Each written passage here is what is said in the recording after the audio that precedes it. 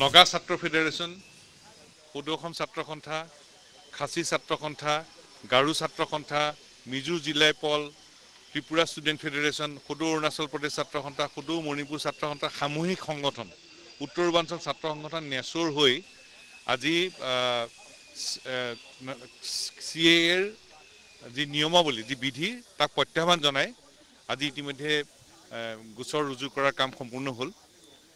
আৰু ইতিমধ্যে নেচুৱে 2019 চনতে কাক প্ৰত্যাহ্বান জনাই উচ্চতম ন্যায়ালয়ত গোচৰ তৰি থৈছে।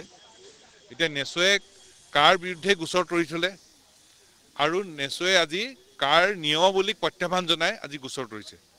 পূৰ্বাঞ্চলৰ খিলঞ্জীয়া মানুহৰ কাৰণে চূড়ান্ত অন্যায় আৰু সেইবাবে 7খন ৰাজ্যৰ খিলঞ্জীয়া মানুহৰ সুৰক্ষিত ভৱিষ্যত নিশ্চিত কৰিবৰ বাবে কাক বাতিল কৰিবলৈ, কাৰ ৰুলক প্ৰত্যাহ্বান জনাই আজি নেচুৱে উচ্চতম ন্যায়ালয়ত আবেদন কৰিছে আৰু উচ্চতম ন্যায়ালয়ৰ প্ৰতি নেচুৰ সম্পূৰ্ণ আস্থা আৰু বিশ্বাস আছে।